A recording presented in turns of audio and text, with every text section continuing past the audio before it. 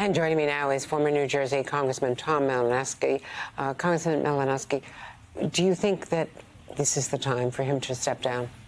I do, and the whole Democratic Party in New Jersey has come out and asked him to do it. Senator Booker, of course, is of all of us the one who's been personally closest to Senator Menendez over the years. So this is a very, very important statement that he made. I'm sure it wasn't easy for him to make, but he speaks for absolutely all of us. We can't go out and tell the American people to be troubled by Donald Trump's indictments and not to vote for him, and then turn around and say, but ignore this when it happens to a powerful person in our own party. So yes, it is time.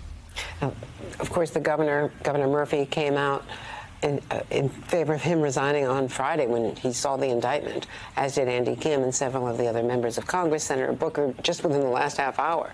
So this was a hard decision for him. He was right behind him, as was Governor Murphy, the last time this happened, when he was indicted previously, and those charges were dropped after it was a hung jury, so a mistrial. Yeah, I think that this one looks very, very different.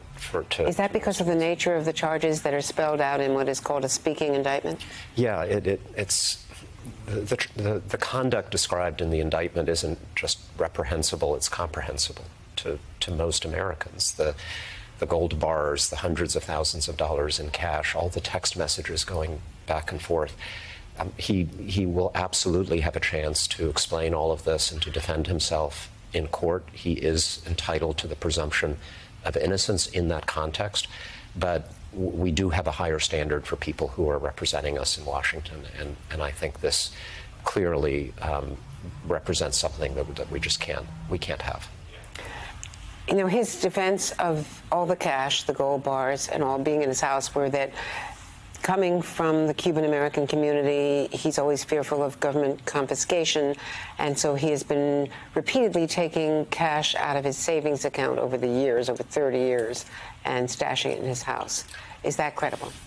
You know, I'm a refugee from a communist country myself, and no, it doesn't strike me as very credible. Now, if it's true, then presumably you'll have bank statements to demonstrate it, but I don't think most of us look at that as a very credible explanation right now. Now, you were previously in the State Department and a member of Congress, so you were involved with foreign policy and the kinds of negotiations that go into funding Egypt.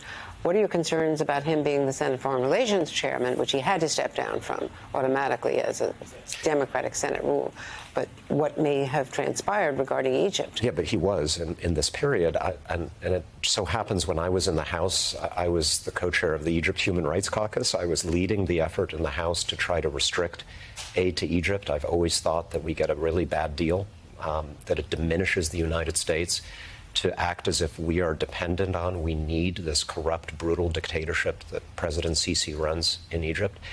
And we actually managed to pass on a bipartisan basis a whole bunch of provisions in the House that restricted aid, that challenged the human rights record of the Egyptian regime, most of which disappeared when it went over to the United States Senate. I don't know what happened, but I know Senator Menendez was in that room, and you can imagine how I feel knowing now that he may have had this corrupt relationship with the Egyptian government. Would you consider trying to run for his Senate seat if he does step down, or is it some way removed? I've not made that decision. I think all of us right now have been trying to unite around a common call that he should resign. If he doesn't heed that call, he's not going to be the nominee of the Democratic Party in New Jersey. That would be a terrible mistake, and it's not going to happen. I think we need to come together and try to figure out who the most credible alternative is once he, in fact, does step down.